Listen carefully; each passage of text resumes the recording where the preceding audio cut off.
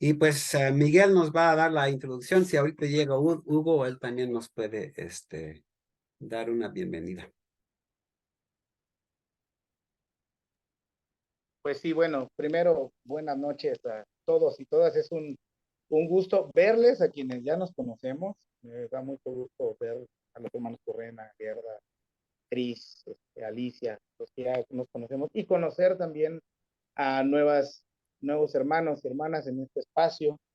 Más que una introducción, un saludo de bienvenida.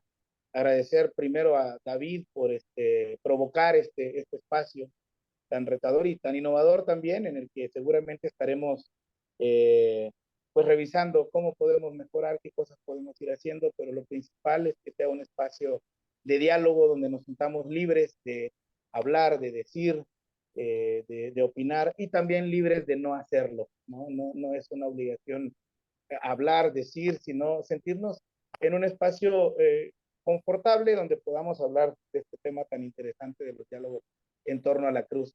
Entonces, eso por primer momento, agradecer su presencia, agradecer a Dios, obviamente, al Creador, a la divinidad, por poder estar en este espacio y que sea un espacio, pues, de eso, de diálogo y de crecimiento, de fortalecimiento de la fe y también un buen espacio para conocernos, quienes no nos conocemos, ¿no?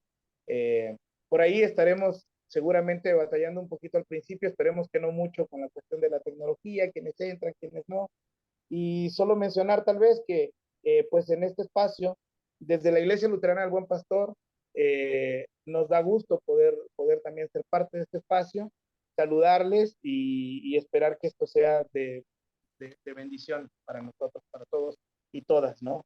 Obviamente en un espíritu de fraternidad, de diálogo, como platicábamos cuando estábamos hablando de hacer este espacio, también todas las opiniones son constructivas, son buenas, son enriquecedoras cuando se hacen con este ánimo de dialogar, ¿no? Evitando, pues, agresiones, insultos, todo eso.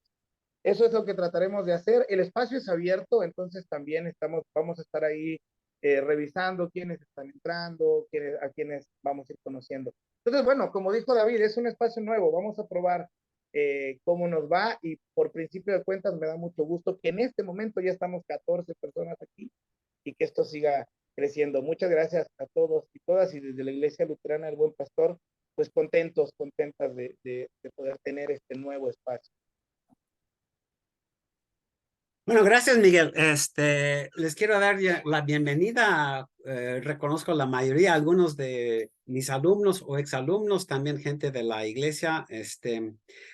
Esta idea se me ocurrió hace un mes y medio pues queremos que sea un espacio de, como dice, de diálogo. Lo que vamos a estar haciendo todos los viernes, a ver durante cuánto tiempo, no sé, pero a partir de hoy es pues dialogar y reflexionar juntos. Esta va a ser la dinámica. Yo voy a compartir una reflexión durante un rato relacionada con el tema de la cruz y luego vamos a tener un par de reacciones. Cada semana las personas que van a reaccionar van a cambiar. Queremos invitar a personas nuevas.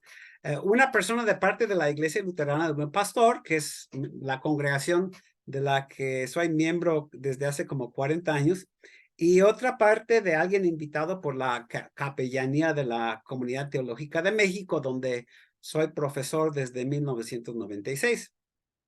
Entonces vamos a ir pues cambiando cada semana, pero esta semana vamos a empezar con Miguel, que es, bueno, mi pastor, el pastor de la iglesia, y la hermana Silvia Martínez León, por parte de la capellanía, que ha sido mi alumna, una alumna muy querida, y que también trabaja en la capellanía de la comunidad, ¿no? Y después pues queremos probar esto de usar la modalidad de salas para grupos pequeños en Zoom. Entonces vamos a invitar a todos a participar en un grupo pequeño, si es que quieren, para seguir dialogando un rato con otras personas sobre lo que vamos a compartir. Y finalmente, pues los reuniremos otra vez en grupo, ¿no? En plenaria, para pues escuchar si quieren compartir algo que conversaron en su grupo. Terminaremos a las 8:30 a más tardar. Y también, bueno, si no se pueden quedar todo el tiempo o si por alguna razón no pueden participar en los grupos pequeños, o sea, no hay problema. Cada uno elige el tiempo que quiere quedarse, decide si quiere participar en un grupo pequeño. Tenemos esa libertad, ¿no? Bueno, entonces vamos a empezar con la reflexión. Y el tema que puse hoy es la cruz como el choque entre dioses. Ahorita les voy a explicar eso, ¿no? Pero sabemos que, bueno, la cruz, vemos cruces por todos lados, ¿no? En los templos, no solamente en los templos, sino en nuestras casas, hasta en la calle, en cadenas y collares. Pues ponemos cruces, a veces, aquí tengo una, ¿no? Hasta las pintamos y adornamos. Obviamente la cruz es un símbolo muy importante para muchos cristianos, pero en la antigüedad no era así. En la época de Jesús y el Imperio Romano, lo que la gente menos quería ver era una cruz, ¿no? Inclusive escuchar la palabra cruz llenaba a la gente de miedo, ¿no? De horror, ¿no? La cruz era algo espeluznante, ¿no? ¿Por qué? Porque era un instrumento de tortura, como el instrumento de muerte como más brutal y aterrador que había en la antigüedad, porque lo que se pretendía al crucificar a alguien no solo era matarlo, sino torturarlo, ¿no? Someterlo a un dolor insoportable y escuchar sus gritos de agonía y desesperación, ¿no? Y prolongar ese sufrimiento lo más posible, ¿no? A veces duraban días o hasta 1 o 2 semanas en algunos casos en la cruz, ¿no? Desnudaban a la gente antes de ponerlo en la cruz, generalmente pues por pudor no se representa así a Jesús, pero sin duda también fue crucificado desnudo para exponerlo a los elementos, al sol, luego la lluvia, el calor y el frío. Al fijarlos a la cruz, generalmente con clavos, los ponían en una posición donde no podían jalar bien el aire, ¿no? Entonces, morían de asfixia y de agotamiento, ¿no? Luego hasta morían de hambre porque no les daban de comer o de deshidratación, ¿no? Entonces la idea era como dejarlos así, pues, sufriendo, ¿no? Y luego inclusive ya cuando estaban a punto de morir, pues llegaban las aves a picarle los ojos, ¿no? Llegaban los buitres y a veces otros animales, los perros, etcétera, para empezar a consumir la piel y la carne, ¿no? Y después de muertos, luego los dejaban un tiempo, generalmente colgados ahí, ¿no? Sus cadáveres, que también podía ser días o hasta semanas, ¿no? Ahora, ¿por qué de todo esto? Pues la idea no era solo matar y torturar, sino hacer un espectáculo con ellos, ¿no? Crucificarlos en lo alto, en una colina. ¿Se acuerdan? Jesús es crucificado en un monte, el monte Calvario, que está por encima al lado de Jerusalén, por encima, ¿no? O también crucificaban por los caminos, pero la idea de que todos los pudieran ver, no solo ver, sino escuchar sus gritos, ¿no? Y por eso, por ejemplo, fuera de Jerusalén, pues lo ponían las cruces como a un lado arriba para que toda la gente de la ciudad podía no solo ver a los crucificados, sino a veces escuchar sus gritos, ¿no?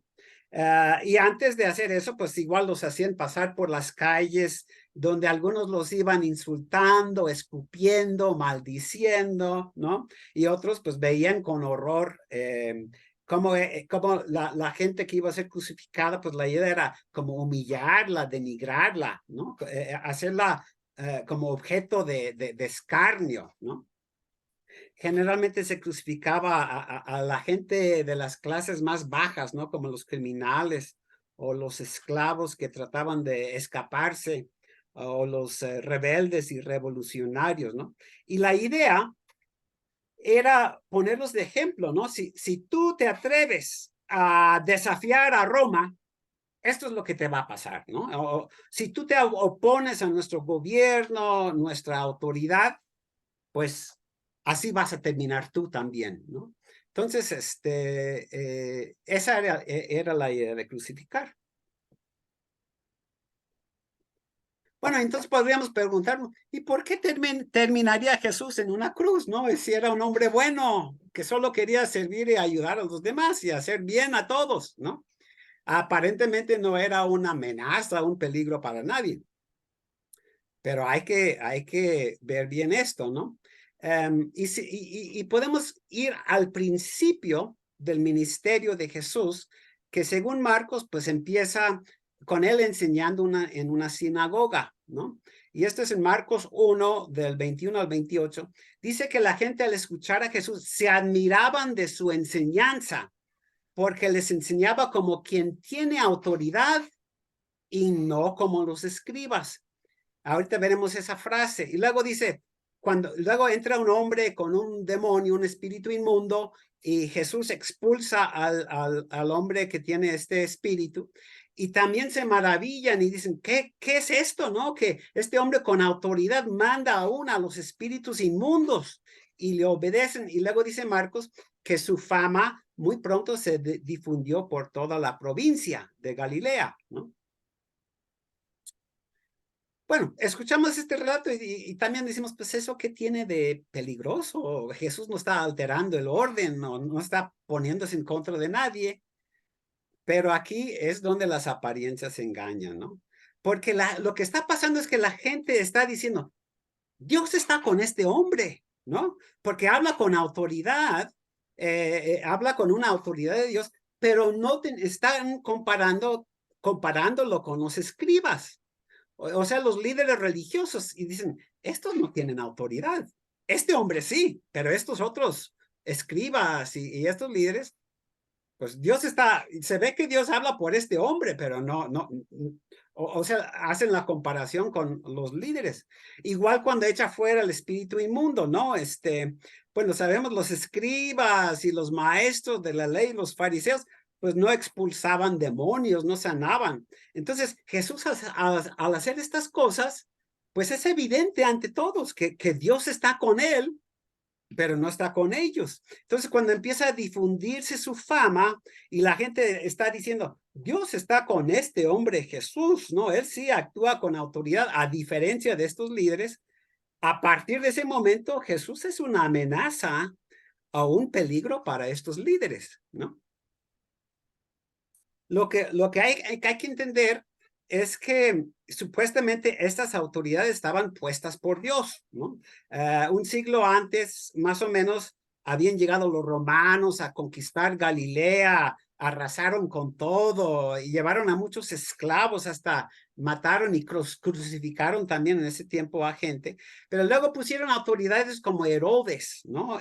Y sus hijos, y sabemos cómo ellos eran, ¿no? De los evangelios, para preservar el orden, ¿no? Para mantener a la gente sometida, para hacer como esa labor a favor de los romanos, también para cobrar sus impuestos y sus tributos y pues servir todos los intereses de Roma, ¿no? Y los romanos se llevaban una buena parte de todas las cosechas y todo lo que se producía, pero también los romanos pusieron las autoridades religiosas, de las cuales el más importante era el sumo sacerdote, ¿no? Y también el sumo sacerdote y su gente ayudaba a mantener al pueblo sometido, sirviendo los intereses de Roma. Ellos también recibían los diezmos y los ingresos, ¿no? Entonces la gente tenía que pagar como 2 veces impuestos a Roma y aparte los diezmos para el templo. Y de hecho, si la gente no daba sus diezmos al templo, estas autoridades del sumo sacerdote mandaba a su gente a cobrar, ¿no? Por la fuerza, ¿no? Y estos otros, estas otras autoridades o líderes religiosos como los fariseos, los maestros de la ley, los escribas, eran como de menor rango, pero eran una parte integral del sistema, ¿no? Porque servían los intereses de los sumos sacerdotes, sabemos que para los judíos, pues la ley es muy importante, entonces todos se sometían a la ley, pero como ustedes saben, la ley tiene que ser interpretada y aplicada por alguien, ¿no? Entonces, estos eran los que interpretaban la ley para los demás y eso los ponía como por encima de la ley y ellos decían, no, pues nosotros damos la interpretación definitiva de la ley, nadie debe cuestionarnos y así mantenían al pueblo sometido. Ahora, ese es el pecado de Jesús, ¿no? De que empieza a cuestionar a esas autoridades y sus interpretaciones de la ley. ¿Se acuerdan cuando Jesús dice, ustedes dejan de lado el verdadero mandamiento de Dios y más bien enseñan sus propias tradiciones de hombres como si fueran de Dios? En otros momentos entra en conflictos con ellos por el día de reposo, por ejemplo, cuando sus discípulos recogen espigas en el día de reposo, pues para satisfacer sus hambres y ellos se los quieren prohibir. O cuando sana a un hombre con una mano paralizada, esto también es, esto es capítulos 2 y 3 de Marcos, o sea, al principio del ministerio de Jesús, y ellos se molestan, ¿no? De que Jesús hace estas cosas, y ya en Marcos 3, al principio del capítulo, dice, tan pronto como salieron los fariseos, empezaron a conspirar con los herodianos para matar a Jesús. Aquí tenemos líderes religiosos y los herodianos, o sea, representantes de la autoridad política. O sea, apenas inicia su ministerio y ya lo quieren matar. ¿Por qué? Porque Jesús es una amenaza para sus intereses, para el sistema que defienden. Lo que hace cuestiona su autoridad, porque Jesús cuestiona sus interpretaciones de la ley. O sea, está como rompiendo su dominio absoluto sobre la gente, el monopolio que tienen sobre la verdad, ¿no? Que dicen tener en su plenitud. Y por eso le empiezan a vigilar, a echarle un ojo, ¿no? Este hombre es una amenaza para el sistema del cual nosotros somos guardianes, ¿no? Según ellos, pues obedecer a Dios es obedecerles a ellos, ¿no? Entonces, y sus interpretaciones de la ley y todo lo que mandan, ¿no? Y eso nos lleva a bueno, esto que les dije que puse como título, el choque entre dioses, ¿no? Porque tenemos dos dioses, el Dios de las autoridades y el Dios de Jesús, ¿no? El Dios de las autoridades dice, hay que escucharnos a nosotros, ¿no? Nosotros somos los que hablamos por Dios, síganos a nosotros, ¿no? Mientras el Dios de Jesús invita a la gente a seguirle a él, ¿no? Y al Dios que proclama que es un Dios alternativo y diferente, ¿no? El Dios de Jesús pues pone en evidencia lo que está haciendo por las sanaciones. Por ejemplo, esto de que Jesús sana en día de reposo, realmente el problema no es, o sea, eso de que era día de reposo es como un pretexto, porque lo que les molestaba es que Jesús sanaba a esta gente cuando estaba toda la gente reunida y se daban, toda la gente veía a Jesús sanar y decían, no, pues se ve que Dios está con él. Igual cuando expulsa demonios y lo hace delante de otras personas. Entonces, ¿qué es lo que empiezan a hacer los líderes, no?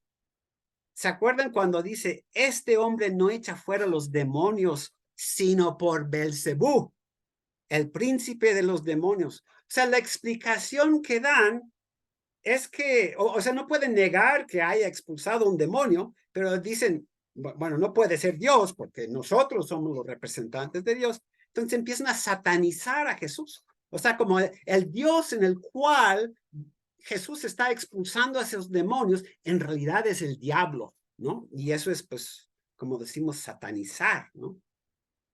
Y bueno, es interesante que Jesús como que les voltea esa acusación, se acuerdan, Mateo 23, dice, ustedes son bien opresivos, les dice a los líderes religiosos, los fariseos y los maestros de la ley, ustedes atan cargas pesadas sobre la gente y ustedes no levantan ni un dedo, no entran ni dejan entrar, devoran las casas de viudas y hacen oraciones como dando gracias. Pero no se acuerdan también de este versículo que dice, ay de ustedes, porque recorren mar y tierra en busca de un prosélito y una vez que lo consiguen, lo hacen 2 veces más hijo del infierno que ustedes mismos, ¿no? O sea, utiliza también un lenguaje fuerte, ¿no? Entonces, pues según el Dios de las autoridades, lo importante es respetar la ley como ellos la interpretan, ¿no? Como su palabra es palabra de Dios mismo, ¿no? Y el Dios de Jesús dice, no, lo más importante es ayudar a la gente, sanarla, ¿no? Eso es lo que quiere Dios. O también lo vemos también en ese capítulo 23 de Mateo, donde Jesús dice, ustedes se han olvidado de lo más importante de la ley, que es la justicia, la misericordia, la fe, el amor, mientras Jesús hace comparación con las autoridades de su Dios, que dice, no, lo más importante es el diezmo, y cuando dice el diezmo de la menta, el eneldo, el comino, o sea, la idea es de que ellos exigen el diezmo hasta el último centavito, hasta el último comino, tú tienes que entregarles a ellos tu diezmo, ¿no? O sea, lo que pretenden es como exprimir y expoliar a la gente, ¿no? Y eso es lo que Jesús les echa en cara, ¿no? O también esto de los pecadores, ¿no? Critican a Jesús porque anda con esa gente pecadora, ¿no? Que catalogan de pecadora. Y el Dios de Jesús más bien lo manda a ser solidario con esa gente, ¿no? Esa gente condenada y excluida y marginada o inclusive satanizada por las autoridades. Y hasta Jesús dice, ¿no? Es otra vez un pasaje fuerte en Mateo 21:31. Jesús le dice, de cierto les digo, los publicanos y las prostitutas entrarán al reino de Dios antes que ustedes, ¿sí?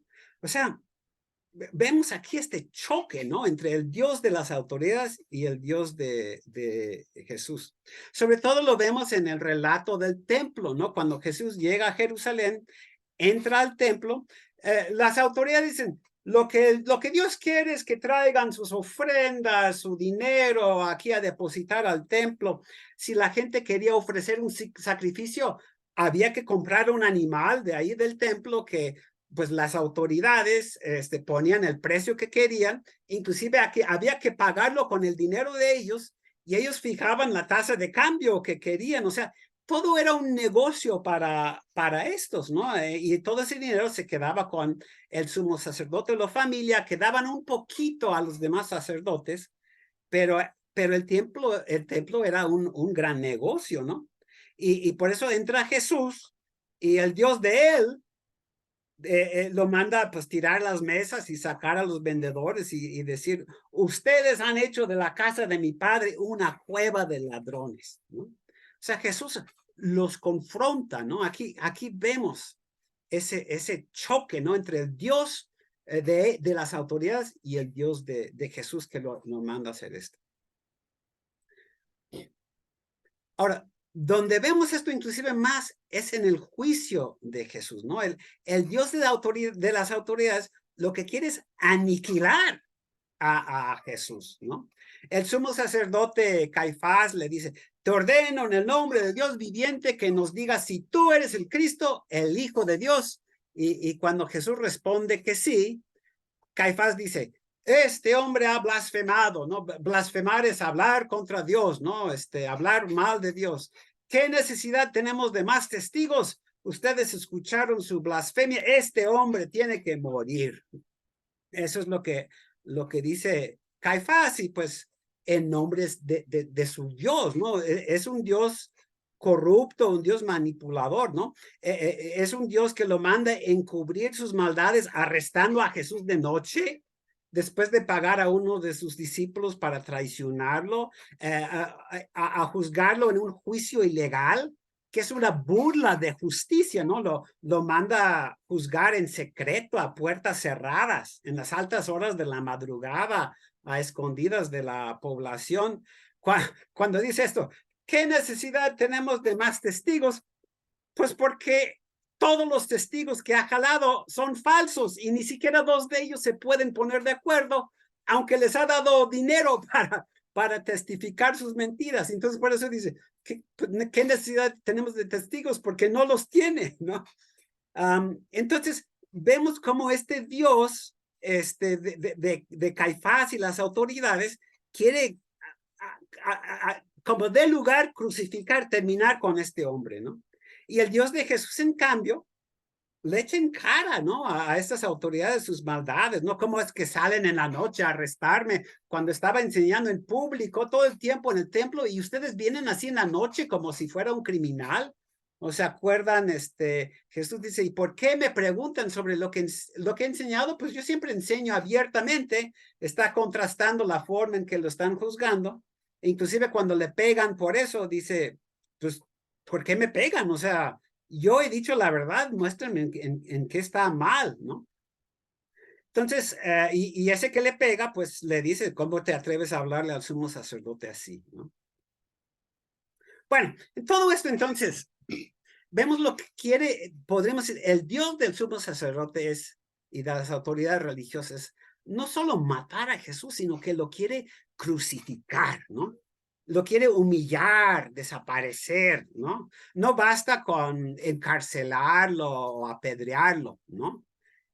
No solo tiene que morir, sino tiene que morir torturado, golpeado, triturado, ¿no? Hay que colgarlo de una cruz, ¿no?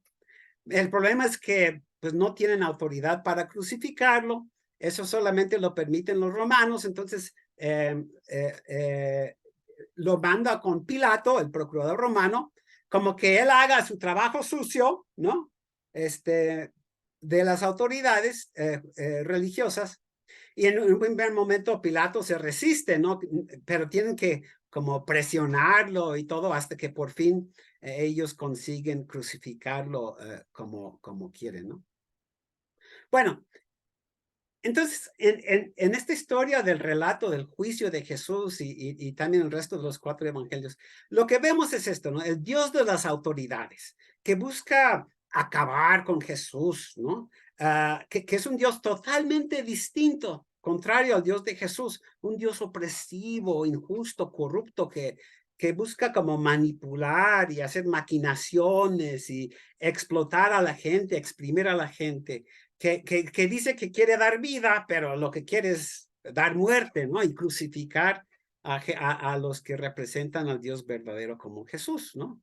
En cambio, el Dios de Jesús es un Dios alternativo, un Dios diferente que no encaja en esos sistemas opresivos que otros construyen en su nombre para mal, ¿no? Sino que lucha y cuestiona, ¿no? Esos sistemas y también el falso Dios que lo sostiene, ¿no?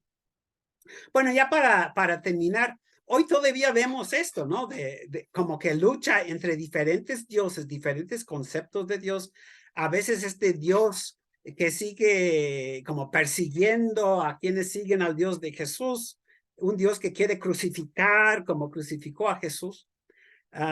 Y bueno, así terminó Jesús a manos de este Dios de las autoridades, pero también vemos el Dios de Jesús, ¿no? Que según los evangelios, el que tiene la última palabra no es ese Dios crucificador, ese Dios tirano, sino el Dios de Jesús, ¿no? El Dios verdadero que da vida en medio de la muerte y en medio de pues todas las cruces que nos rodean, ¿no? Entonces, bueno, eso es lo que quería compartir. En las próximas semanas vamos a seguir hablando más de esto de la cruz desde muchas perspectivas diferentes, a veces usando textos bíblicos, a veces viendo, no sé, situaciones contemporáneas, etcétera. Sin duda, esto de la cruz es un tema duro, difícil, ¿no? Espeluznante, podríamos decir, ¿no? Pero al mismo tiempo, pues los que somos cristianos sabemos que es un tema que nos llena de gozo y ánimo, ¿no? Por eso, sí, ponemos nuestras cruces, ¿no? Que son símbolo de lucha, de esperanza, de fe, de coraje, de seguir adelante, ¿no? En este proyecto de Jesús para un Dios diferente, ¿no? Y bueno, y entonces vamos a dialogar un poco, ¿no? Podemos preguntarnos, por ejemplo, ¿dónde vemos este choque entre dioses hoy día? No sé, en nuestra vida cotidiana, en las iglesias o en la sociedad. Y preguntar, bueno, ¿cómo podemos como desenmascarar a este Dios falso, ¿no? Que a veces, que es el que quiere como crucificar y marginar y exprimir, ¿no? Para proclamar al Dios alternativo, el Dios de Jesús, ¿no? Bueno, eso es lo que quería compartir. Ahora, vamos a darle. Bueno, antes de continuar, veo que llegó Hugo Gallardo. No sé si nada más presentamos, si Hugo quiere presentarse, viene de parte de la capellanía de la comunidad teológica. Pues mucho gusto, muchas gracias por dar el espacio para que me presente. Pues de parte de la Capellanía de la Comunidad Teológica de México, pues nos sentimos muy alegres de poder abrir este espacio, ver que entre quienes ya están asistiendo hoy a esta primera sesión, pues están quienes están, algunas personas vinculadas a la capellanía, que han tomado cursos, que participan en la capellanía, y yo creo que es un tiempo que también es pertinente para retomar la labor. Nos alegra mucho el que estemos con David. Gracias, David, por esta apertura. Gracias por tomar tu tiempo y dar, pues así, libremente, generosamente, pues estas reflexiones a lo largo de los viernes que están por venir y lo que duren. Muchas gracias. Al contrario, Y gracias a ti, Hugo. Bueno, paso la palabra, como dije al principio, para los que llegaron tarde, vamos a escuchar un poco a Miguel de parte del pastor y a Silvia Martínez Leones, fue mi alumna en la comunidad, ella forma parte de la capellanía. Vamos a escuchar un par de reacciones y luego seguir dialogando. Entonces paso la palabra primero a Miguel. Gracias, David, y gracias también por lo que compartes.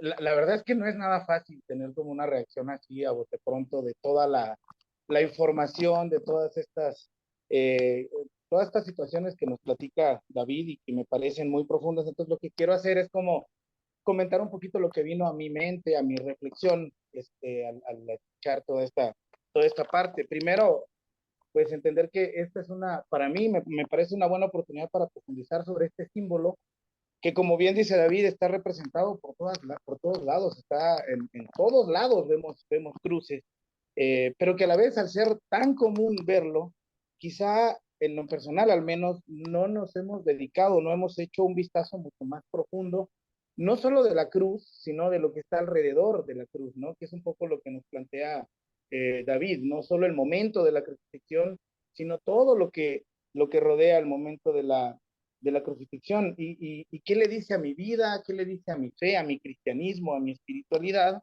este símbolo que es tan común, pero que al empezar a ver un poquito más allá, pues destapa tantas cosas en lo espiritual, pero también en lo político, pero también en lo social, pero también en lo económico. Entonces, es muy provocador el espacio, pero también es una buena invitación para seguir profundizando en este diálogo y en este reflexionar qué hay alrededor de este símbolo tan común y que a veces en lo común también va perdiendo un poco de relevancia, ¿no? Eso es lo primero. Lo segundo, que me llama mucho la atención como esta amenaza que plantea David, este riesgo de la cruz, de la muerte, de la persecución, está mucho más presente de lo que a veces nos damos cuenta, ¿no? David mencionaba, por ejemplo, desde el inicio de Marcos, esta parte en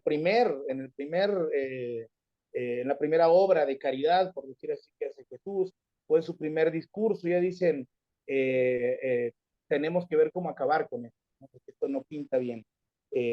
Está presente mucho más de eso, ¿no? David nos coloca un montón de referencias donde al ver el ministerio de Jesús, también ven estas personas, estas autoridades, una amenaza al dominio, al poder, al privilegio que tienen tanto el poder económico como el poder político, como el poder religioso, ¿no?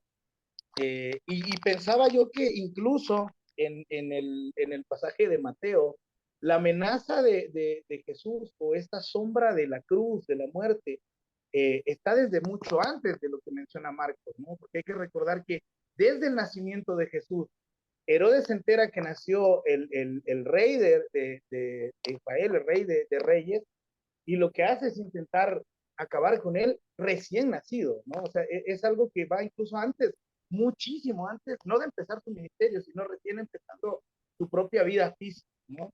Y que desencadena una matanza terrible, según la Biblia, en esta desesperación de Herodes de ver en riesgo su poder, su dominio, y al no saber quién era este niño, pues matar a todo aquel que representara una amenaza, ¿no? Ahí las pequeñas cruces de estos niños también que sufren eh, por este afán, por esta hambre descomunal de poder de Herodes. Entonces, a pesar de que el ministerio de Jesús, como hemos mencionado incluso aquí en la comunidad muchas veces, es un ministerio de servicio, y a pesar de que uno pensara que un recién nacido no puede ser una amenaza para nadie, el ministerio de Jesús también es un ministerio que de alguna manera descubre y evidencia opresión, abusos, eh, sobre todo abusos e injusticias de parte de las autoridades de su tiempo, ¿no?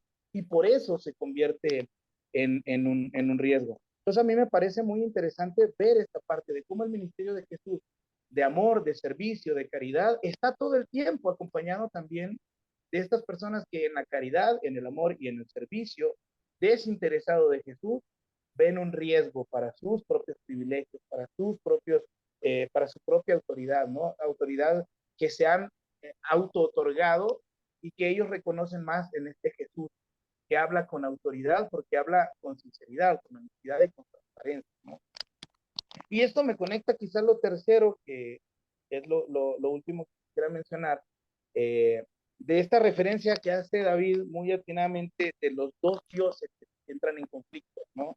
Del Dios de aquellos que oprimen, de aquellos que utilizan el nombre de Dios para oprimir, para ser injustos, para abusar de los demás, para tener privilegios por encima de los demás, y el Dios de Jesús, el Dios que da vida, el Dios que da esperanza, el Dios que justamente desnuda, como dice el mismo Jesús en el Evangelio, ¿no? El que hace de día, ¿no? Esa referencia que hacía David del juicio de noche, me recuerda cuando Jesús dice que el que anda en la luz no tiene miedo de hacer las cosas de día, ¿no? Pero el que anda en la oscuridad actúa de noche como estos líderes, ¿no? Como estas autoridades. Y eso me recuerda en este contexto, en las últimas preguntas que hacía David, de dónde vemos eso ahora, cómo identificamos eso ahora. Yo creo que a veces es muy fácil decir desde un ecumenismo, a veces a mi juicio quizá un poco superficial, es que todos oramos al mismo Dios, ¿no? Que finalmente estamos orando al mismo Dios. Y cuando uno escucha esto o reflexiona en esto, nos damos cuenta que en nuestro tiempo también hay este choque de Dios. O sea, hay una iglesia en general, ¿no? Una iglesia que pertenece a una doctrina, que sigue la cruz de Jesús, esta cruz que es el riesgo de enfrentar los poderes políticos, religiosos, económicos, en la búsqueda de la justicia, y el Dios que se usa para oprimir, para rechazar, para señalar, para odiar incluso, ¿no? Entonces, me parece que eso también nos lleva a esta reflexión profunda de cuando decimos, le estamos orando al mismo Dios, pensar si realmente le estamos orando al mismo Dios, ¿no? Pensar si todas las iglesias que conocemos, nuestras propias iglesias incluso, estamos orando al Dios de Jesús, al Dios que libera, al Dios que sana, al Dios que cuida, al Dios que acompaña, o estamos más bien viendo en nuestras iglesias al Dios de los líderes del tiempo de Jesús, el Dios que sirve como una excusa para oprimir, para rechazar, para sacar privilegios y diríamos en términos muy coloquiales, rasurar al pueblo y quitarle hasta el último centavo, ¿no? Entonces, me parece que eso para mí sería como una primera reacción de todo lo que nos ha comentado David. Y me invita a mí, y espero que a todos los que estamos, todas las que estamos en este espacio, pues a seguir profundizando justamente en eso, ¿no? En qué hay alrededor de la cruz, qué hay alrededor del ministerio de Jesús, qué hay alrededor de este choque de dioses que ha estado, que está y que seguramente seguirá estando, ¿no? Entonces, por ahí lo dejaría yo. Muchas gracias. Gracias, nada más respondo brevemente. Esto también de que desde un principio quieren matar a Jesús Está también en Lucas, ¿se acuerdan?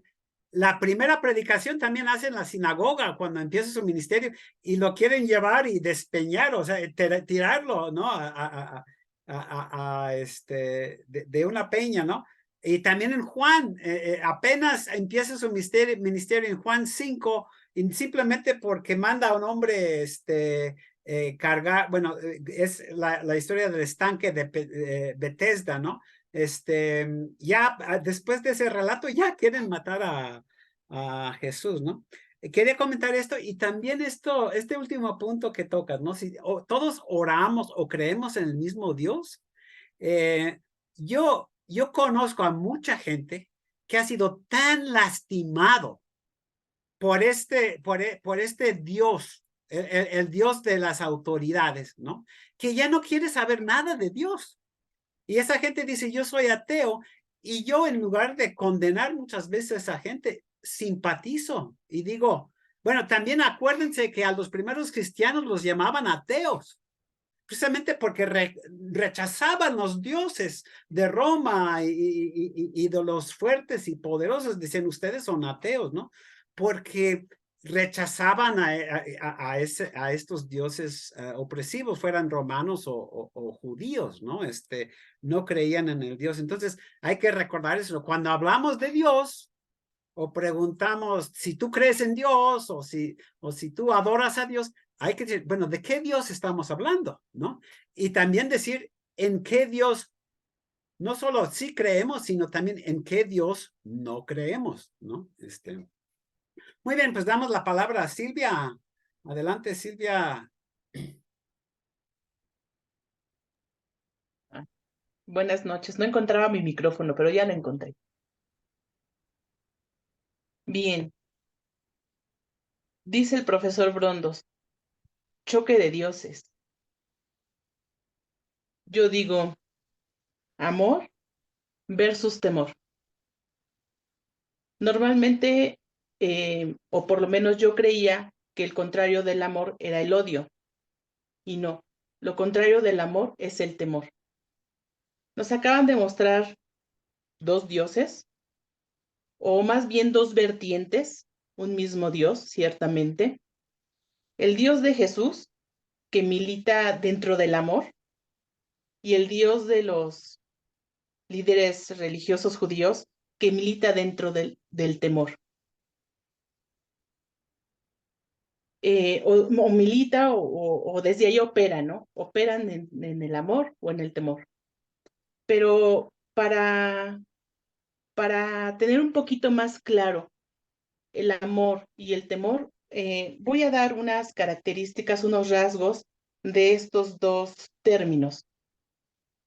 El amor es la energía que expande, mientras que el amor es la energía que contrae. El amor es la energía que abre, mientras que el temor cierra. El amor emite, el temor capta. El amor permanece, el temor huye. El amor es la energía que revela, el temor es la energía que oculta.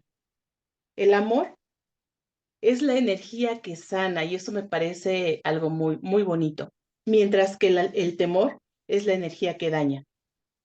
Entonces, para hoy, para nuestros días, para todo lo que sucede en nuestro país y en el mundo, yo me pregunto, ¿qué Dios opera en nuestras comunidades de fe, si es que tenemos una comunidad de fe? Y si no, algo más puntual, ¿con qué Dios operamos nosotros, todos y cada uno de nosotros? ¿Con el amor, con el Dios, perdón, del amor o con el Dios del temor? Si tenemos estas características, si si nos contraemos, si nos cerramos, si ocultamos, huimos, dañamos, definitivamente no estamos en el amor. Y eso lo deberíamos de tener bien presente, porque el amor es todo lo contrario de esto. Vamos, siempre que tenemos la oportunidad de compartir o de compartir, de predicar, vamos diciendo siempre que Dios es amor. Y no sabemos los versículos bíblicos y los recitamos de memoria, pero no nos damos cuenta, no consideramos y decimos que Dios es amor y no consideramos lo siguiente, que Dios es libre, ilimitado, eterno e incondicional. Por lo tanto, si decimos que Dios es amor, el amor debería o de tener estas características sí o sí, libre, ilimitado, eterno e incondicional. Ya quiero ver al Dios de Jesús o al mismo Jesús diciendo, eres homosexual, yo te amo, pero mejor no ejerzas tu sexualidad. O sí, tú eres rebelde, estás en contra de las injusticias, pero mejor, chitón perrito, mejor cállate, porque si no, haces argüende y el argüende no es de Dios, eso no le gusta. Ya quisiera yo ver eso. O escuchar decir a Dios eso. Entonces, el amor es siempre y para siempre. Lo mismo que es Dios. Es siempre y para siempre. Entonces, pues aquí habría que reflexionar ya no solo en nuestras comunidades de fe, sino en nosotros mismos. ¿En dónde militamos? ¿O con quién? ¿Con el Dios del amor o con el Dios del temor? Pues, pues que Dios nos bendiga y que nos ayude a sostener y a sostenernos en el amor. Eso es todo. Gracias, Silvia. Muy interesante lo que dices. Y eso está en Primera de Juan, ¿no? Esto de el amor perfecto echa fuera el temor y todo esto. La cruz, ¿no? Que era precisamente para inspirar no solo temor, sino terror en la gente. O sea, lo que se pretende es que es controlar, manipular, mantener el dominio sobre la gente. Y lo que dices, hay que reconocer, ¿no? Que en muchas iglesias eso es lo que se pretende. Generar temor de un Dios castigador, un Dios que siempre te está juzgando, aunque también se maneja con un Dios de amor, pero siempre y cuando haces esto y aquello, ¿no? O no hagas esto y aquello, ¿no? Entonces, pues es muy interesante esto del contraste, ¿no? El contraste entre el amor y el temor, ¿no? Y eso es lo que vemos en la cruz, no solo el amor, sino también de esto vamos a estar hablando, el amor entonces es el no temor. Y eso es lo que vemos en Jesús, el que no teme la cruz, sino que dice, la cruz no me puede hacer que yo deje de amar. ¿Sí?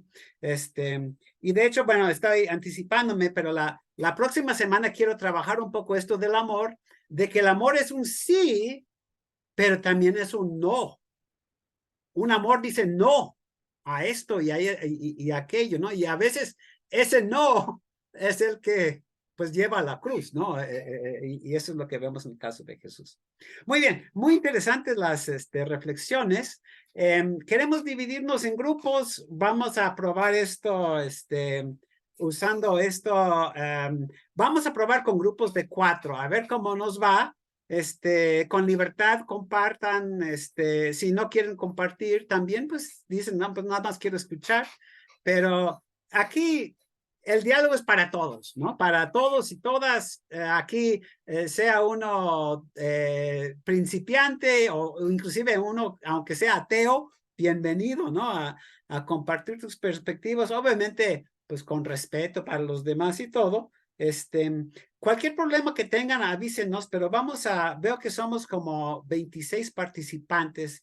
Voy a probar con tal vez con 7 grupos. Vamos a probar y serían grupos de 3 o 4 y y después de eso, vamos a estar como unos 20 minutos y luego regresamos a los demás. Ustedes pueden definir las preguntas que quieran, cada quien compartir lo que quiere. No tienen que elegir a alguien que dirija, nada más, pues preséntense brevemente y han escuchado como muchas cosas, muchas preguntas que pueden considerar. Entonces vamos a poner 7. Si hace falta como cambiar un poco los grupos, lo hacemos pronto, pero ya voy a invitarlos a entrar en su grupo. Muy bien.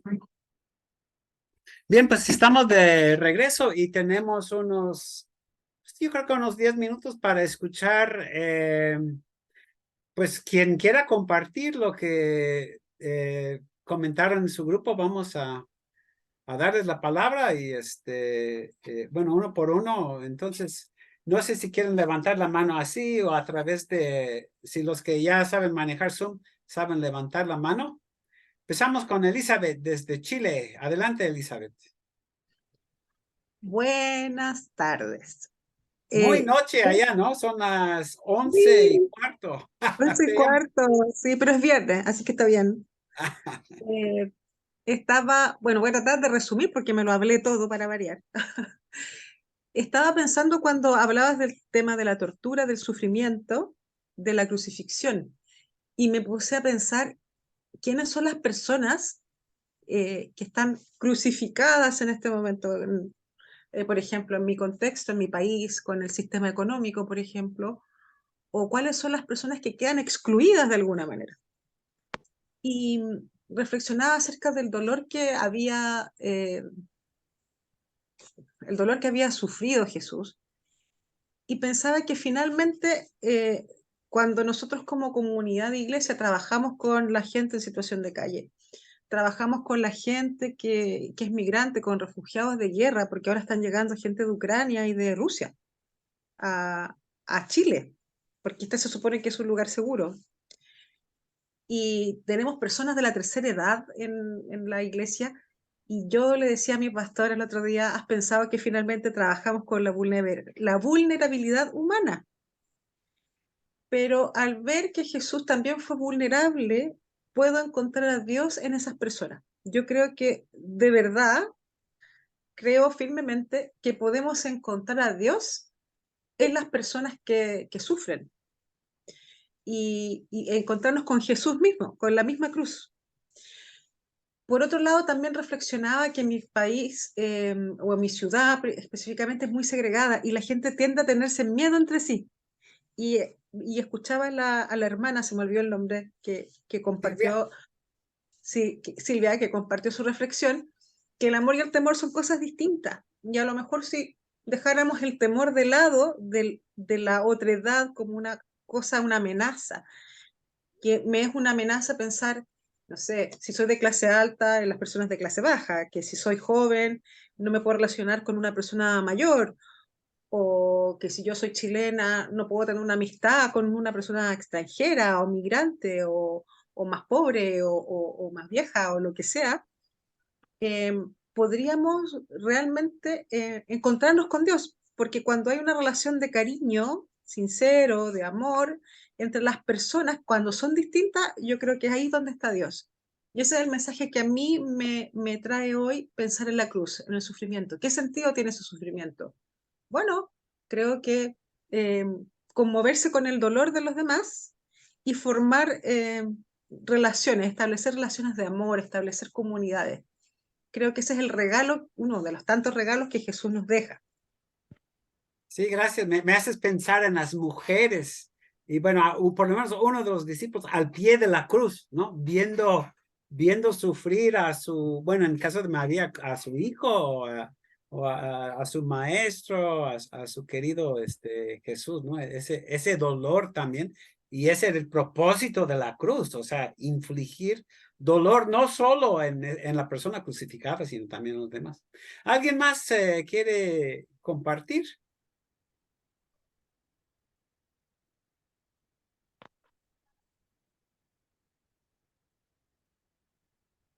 Antonio,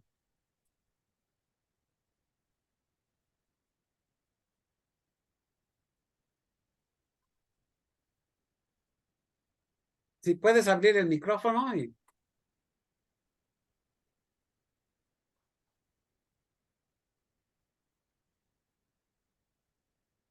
Ahí está. Ahora sí te oímos. Yo me pregunto, después de lo que escuché de ustedes, principalmente de ti, y también en nuestra reunión, si el objetivo de Dios es que haya un mundo perfecto, que no haya diferencias de razas, etcétera, todos seamos iguales.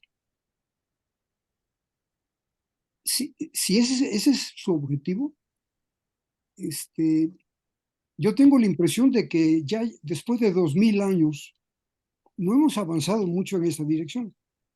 Todas sus enseñanzas no nos han hecho, todavía tenemos imperios y todavía tenemos explotación, pobreza, etcétera, que van creciendo. No son cada vez menos. Ahora somos 9.000 millones de habitantes. En esa época, hace 2000 años, probablemente ni 1.000 millones éramos. Y nosotros ya llegamos a un punto en que estamos amenazando la tierra. Estamos amenazando destruirla, lo que es la creación de Dios, la biodiversidad, el clima, etcétera, todo eso que estamos causando nosotros mismos. ¿Estaría esto en los planes de Dios que nosotros siguiéramos este camino? ¿O será que el objetivo que tiene Dios es diferente al que los humanos nos imaginamos?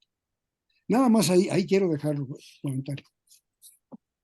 Muy interesante, buena pregunta, ¿no? Creo que es más para reflexionar que para tratar de contestar en este momento. ¿Alguien más? Tenemos tiempo para otras personas si quieren. Sin pena. Sí, profesor, Silvia, adelante. bueno, en lo que comentábamos del grupo y haciendo extensivo lo que usted, pues también nos ha dicho, yo les digo a mis compañeros, bueno, les decía yo a mis compañeros, yo sí me declaro una persona atea, porque yo no quiero estar bajo un Dios que oprime, que excluye, que flagela, que destierra. Un Dios así no, a mí no me sirve. Nunca me sirvió. Solo que no lo sabía, hasta que tuve la gran oportunidad de llegar a la escuela de teología, la comunidad teológica, y pude deshacerme de ese Dios. Entonces fue como, pues, me liberé y hoy voy haciendo todos los esfuerzos, porque sí es difícil en un mundo tan convulsionado, es difícil llevar esa bandera de amor. Luego, pues uno se encuentra con cada persona que hace que uno medio baje la bandera, pero pues creo que es ahí para tomar fuerzas. Yo lo que hago es respiro profundo, tomo fuerzas y digo, pues si Dios es verdad que está contra mí, pues ¿quién? Entonces, ¿quién? ¿A quién? ¿A quién le temo? Y vámonos para adelante. Hay veces que definitivamente no quiero salir al mundo, no quiero luchar, no quiero nada, entonces mejor me quedo en casa, porque no me siento como que suficiente, pero me doy cuenta que es a menos, es a menos, estos tiempos son a menos, entonces, pues yo bendigo las experiencias que me encuentre día a día, bendigo las personas incluso que me hacen, digámoslo así, batallar, porque eso me fortalece, entonces, sí, me declaro atea al Dios de la institución, que repito, que excluye, que cierra, que no deja crecer, que daña.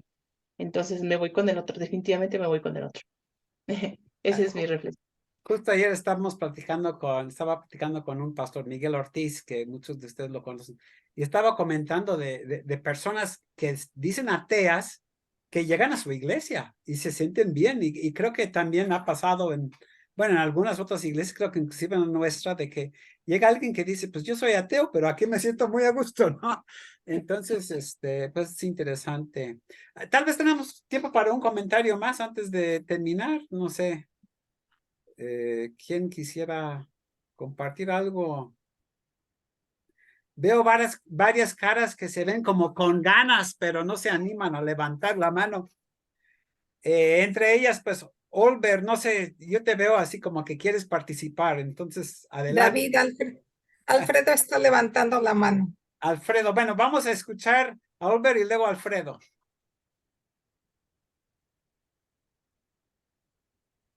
Buenas noches, mi nombre es Olver y para mí ha sido muy bueno encontrarme en este espacio por lo escuchado, por, porque justamente son espacios necesarios para poder dialogar y hablar sobre algunos temas como con este planteamiento de que la cruz debe tener otro significado que no es lo que el imperio quiso darle. Hay que ser muy consciente de eso sí, pero sin caer tampoco en esa forma de entender de manera religiosa la cruz. Y esto me recuerda, porque yo soy salvadoreño, mucho esto cuando Monseñor Romero estaban por canonizarlo en la iglesia romana. Y como protestante, como salvadoreño, pues con un poco de conciencia, todos somos romeristas. Entonces, y la pregunta que nos hacíamos, o los cuestionamientos que nos hacíamos era que Monseñor Romero iba a salir de la comunidad, de las calles, y iba a pasar a los templos, ¿no? A ser santificado.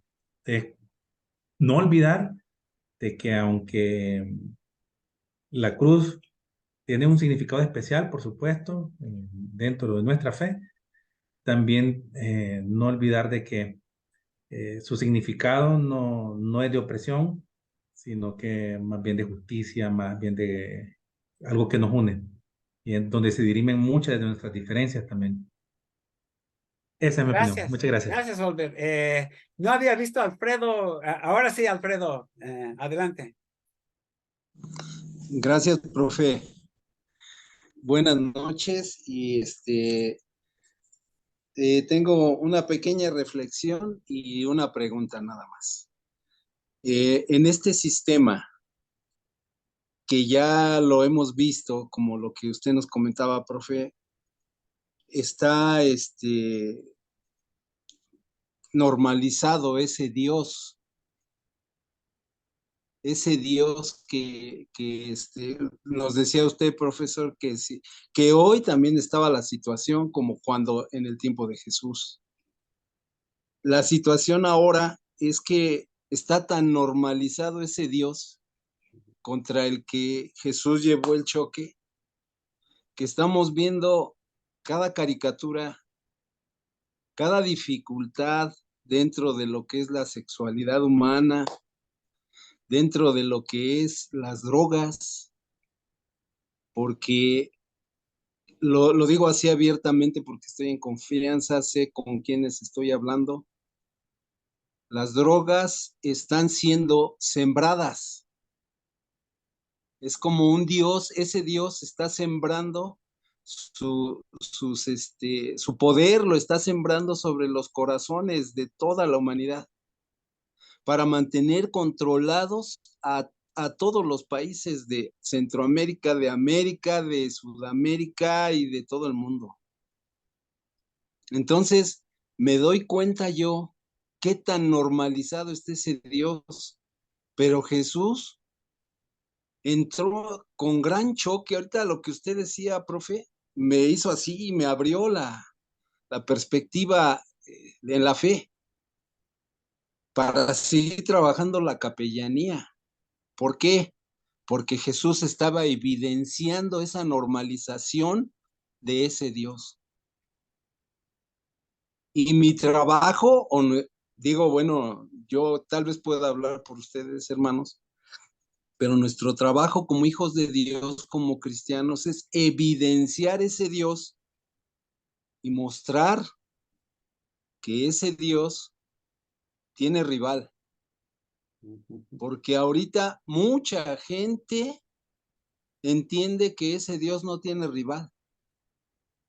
Ya no quieren nada con las iglesias, no quieren nada. Ahora yo lo estoy hablando desde afuera, hermanos. Ya no quieren ir a las iglesias mucha gente.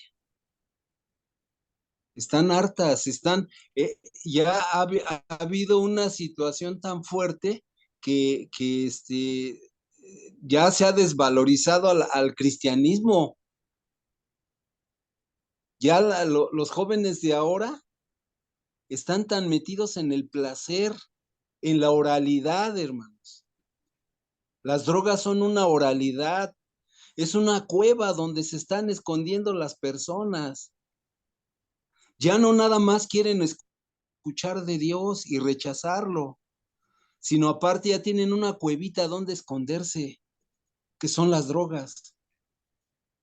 Entonces, aquí me surge la pregunta, profe, y pues me hizo pensar, pero fuertemente, ¿cómo podemos hacer para evidenciar esto? Y si estamos dispuestos también a las consecuencias que vengan, como Jesús.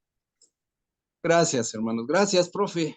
Gran Gracias, bendición he gracias a ti, recibido. Alfredo, y gracias por esa pregunta que no vamos a contestarla ahora, vamos a irla contestando. Este es el tipo de preguntas que necesitamos seguir reflexionando, ¿no? Bueno, ya llegamos a la hora, vamos a terminar y quiero agradecerles. Nada más un par de comentarios y doy la palabra, no sé si, si Hugo y Miguel quieren terminar con algo. Nada más, pues que sigan invitando, vamos a seguir los viernes, inviten a quien sea, aunque no sean de iglesias. Este es un espacio totalmente abierto para ateos, para gente no cristiana, de quienes sean. No sé, si tienen retroalimentación, evaluación, algo que quieran compartir, creo que la mayoría tienen mi correo o el de la iglesia, también, o de Facebook también. Vamos a subir la grabación a las páginas de Facebook, creo de la iglesia, creo que también con la de la capellanía, si podemos. Bueno, eso es todo lo que yo tendría por el momento. No sé si Miguel y Hugo quieren cerrar con algo. Gracias, David. Yo tres cosas muy breves, muy sencillas y muy rápidas. La primera, recordarles que no va a haber un nuevo link. El mismo link con el que entramos a este espacio hoy es el que se va a estar usando en todas las sesiones. Entonces, también para que lo puedan compartir con el ID o el link o el QR que está en la invitación con quienes ustedes quieran invitar. La segunda, justamente, es que en la página de Facebook y en el YouTube de la Iglesia Luterana del Buen Pastor AR va a estar disponible en cuanto lo tengamos listo. Toda la primera parte, por lo menos, obviamente la parte en grupos no, quizá toda la primera parte y esta última parte tenerla ahí en YouTube y en Facebook.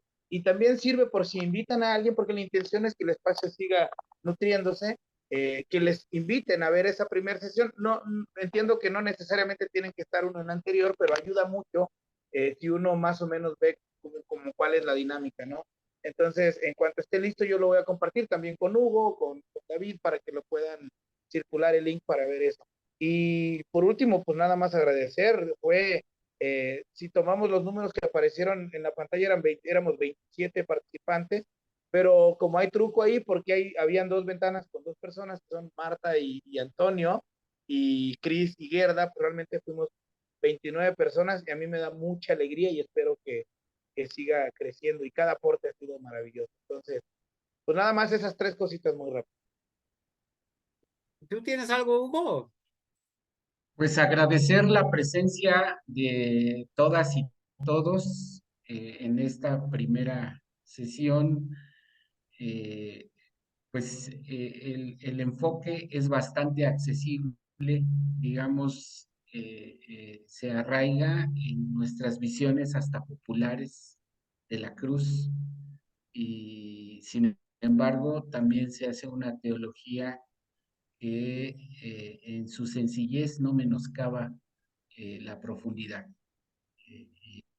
Comenzando con el doctor David Brondos, pero que continúa con la contribución de las mujeres y los hombres que aquí nos estemos reuniendo. De parte de la capellanía les agradecemos y les invitamos a difundir para que seamos más y que de este banquete teológico muchas y muchos puedan degustar y disfrutar. Que Dios les bendiga. Gracias, Hugo. Yo también, bueno, ya terminamos. Yo tengo la costumbre con mis alumnos que me quedo un rato por si alguien quiere saludar, platicar, pues estoy disponible. Pero entonces termino de grabar y pues nos veremos. Y si alguien nada más quiere quedarse a saludar o algo, pues Perdón, David, preguntar algo. perdón.